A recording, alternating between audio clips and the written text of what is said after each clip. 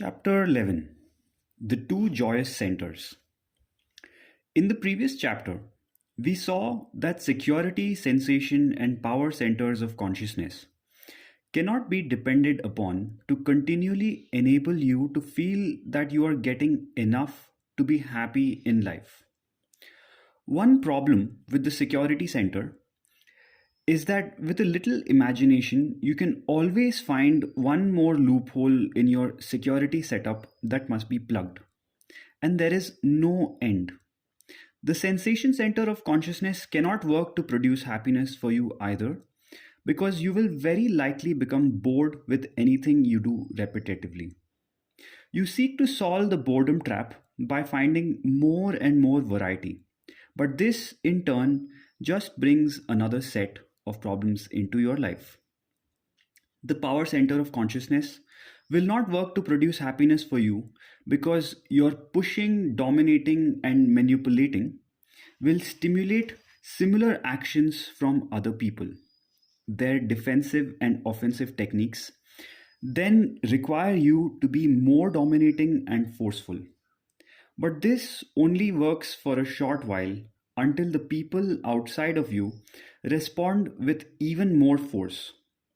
What you expected to be a simple solution to a situation actually sets up the next round of problems in your life. When you see the unconscious dance in which you have been ensnaring yourself, you begin to realize that a higher center of consciousness is required to enable you to enjoy your life. In the last chapter, we learned that when our consciousness operates on the lower three centers of security, sensation, and power, we can achieve greater external success, but be a failure inside in terms of happiness. We are beginning to get somewhere in our journey towards awakening when our consciousness deals more and more with the drama of our lives from the point of view of the two joyous centers, the love center and the cornucopia center. The fourth center of consciousness, the love center. The fourth center of consciousness in the living love way is called the love center. Love comes with the unconditional acceptance of everyone and everything around us. And how do we do this? When your consciousness lives in the love center, you instantly accept anything that anyone does or anything that happens, but that acceptance is only on an emotional basis. You are still entitled to your preferences. A mother will love her child even though he upsets the quart of milk and it smashes on the kitchen floor. She prefers that the quart remain intact, but if it spills, that's here and now. Why get emotionally upset and bother herself and the baby too?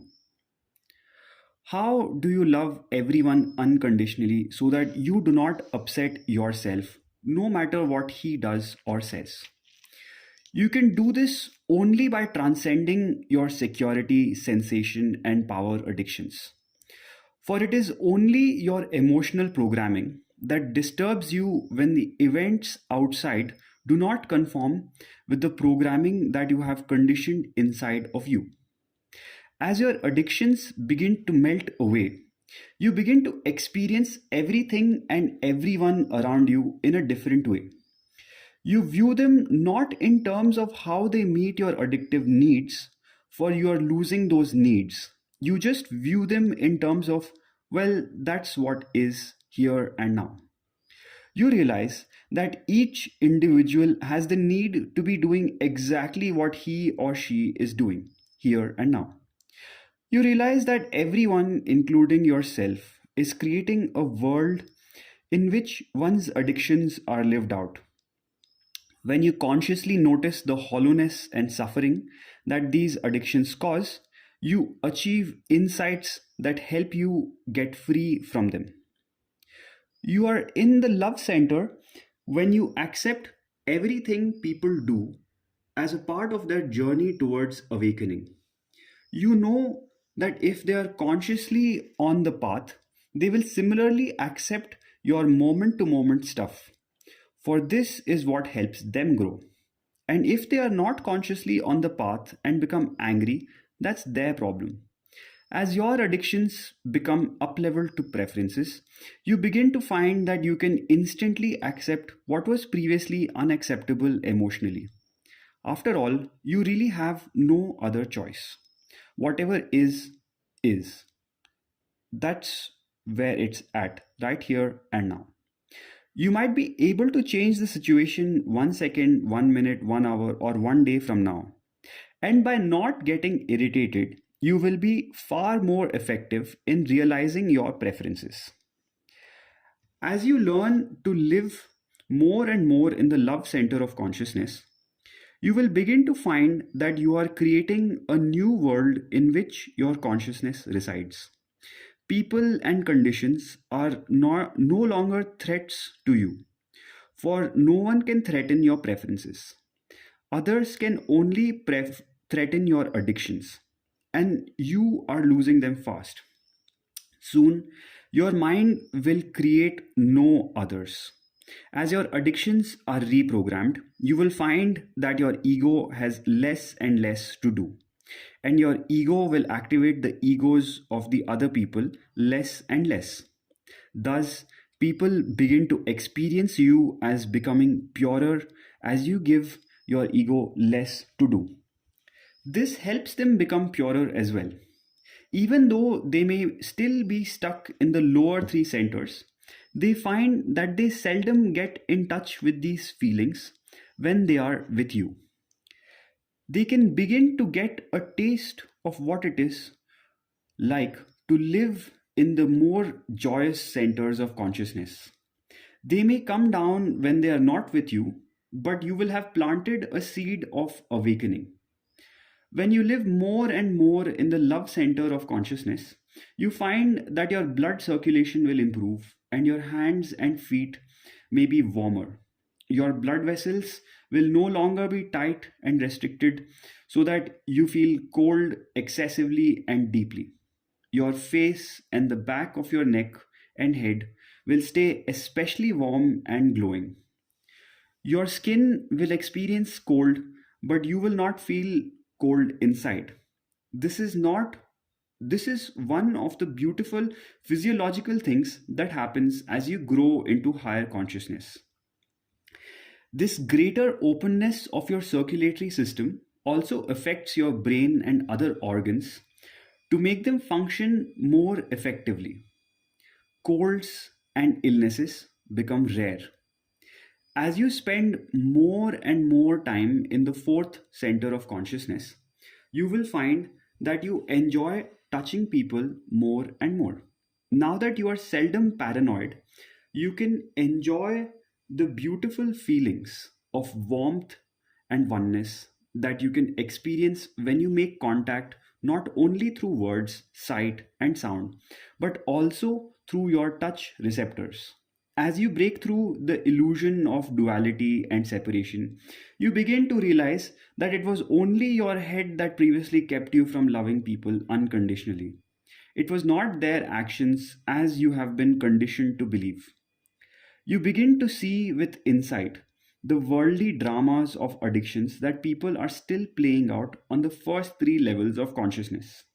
And you feel compassion towards those who still are involved in the illusion of separateness. You know that the best way to help them is to work on yourself so that they can perceive, perhaps for the first time in their lives, the experience of unconditional love. They begin to say to themselves, wow, here is someone who accepts me all the time, no matter what I do or say. Love doesn't require you to get involved in their stuff as they struggle through life seeking security, sensation, and power. You just accept them because they are there, because they have a right to be there, and because where they are is perfect for their growth and also yours. Every experience you have of other people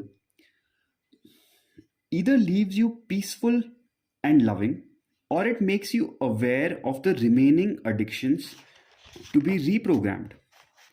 When someone does something that you previously found unacceptable, but which you can now emotionally accept, you can say to yourself, great, I'm getting on with it.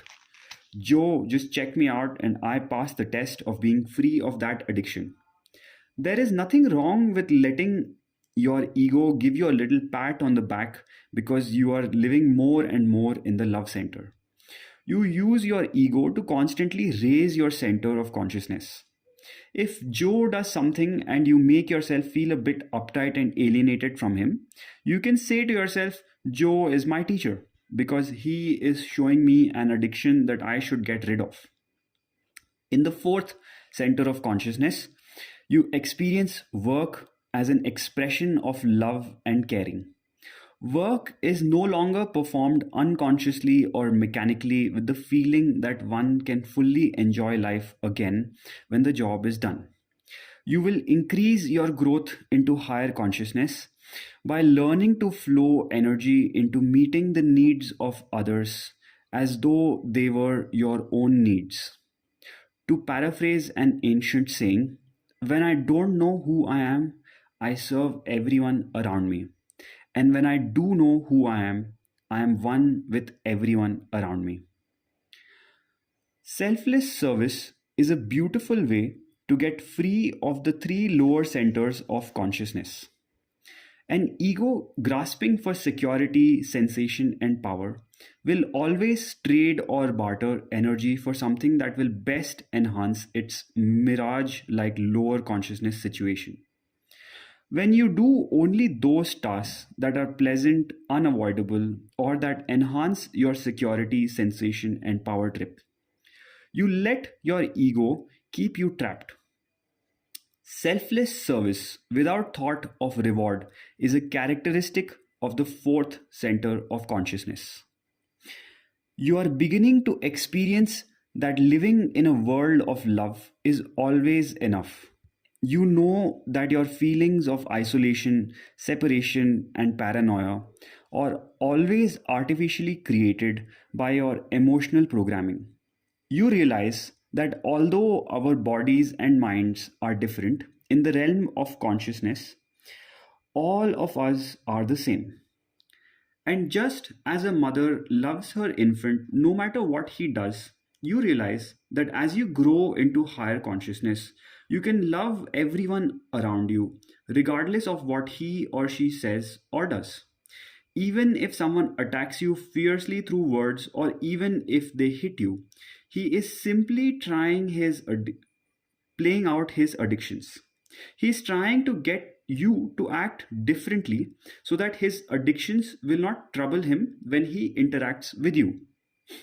So, no matter what happens, you experience everything as love. You finally arrive at the place where nothing that happens in the world around you knocks you out of the love center of consciousness. You can emotionally accept everything. You can always return love no matter what a person does or says. And by doing this, you will be doing the most you can to help others transcend their addictions. If you remain loving, even when they try to hurt you, they may begin to find that love place inside themselves, which they so want to experience, but which they don't yet know how to find. Everything is either an effective or ineffective way of creating love, peace, and oneness. No matter how horrendous your acts may be, you always want to be understood and loved. So does everyone else. So just remember how we are trapped by our addictions. And then you will understand. And then you can unconditionally love everyone as an unfolding being. Relationships that are held together by shoulds or shouldn'ts lose their spontaneous here and now vividness. Love cannot be a programmed addiction held together by fear or pressure. Real love blossoms and remains where there is no addiction, but instead a vibrant, totally here and now involvement. And the optimal future is always generated from the free flowing, non expectant present moment. If you have current obligations, you acknowledge these and follow through with them. For when you begin your journey to higher consciousness, you start from where you are right now. When you ignore or avoid your obligations, you create a me them attitude. This does not create a space for the harmonizing of energies into an us consciousness. And as you consciously relate to your obligations, you work them out by working on yourself. In the future, you make only those obligations which you can flowingly fulfill within an us space. When you live in the love center of consciousness, you are relatively free of addictions. You will find that you can love everyone unconditionally, for it is your involvement that is conditional, not your love. You have only 24 hours in a day, and your time will usually be spent with people who have similar preferences and with whom you enjoy doing things. When the deepest harmonizing of energies take place between people, they enjoy just being together. It is not necessary to continually keep up a heavy drama of activities. You can just silently be with each other and totally enjoy being in each other's space. You may do many things together, but the doing is never compulsive or contrived. You are able to experience a deep inner peace by simply being in each other's presence. And you are able to love everyone around you. But you do not necessarily become involved in the dramas of everyone. When two people love from the fourth center of consciousness, they do not experience the love they have for each others as detracting or threatening the love they share. They are not held together by a jealous romantic model of love that constitutes an addiction that makes them vulnerable to suffering. They keep their consciousness in a state where they are totally involved and yet totally non addicted. They give each other total freedom and unconditional acceptance. They love and serve each other in a relatively egoless way.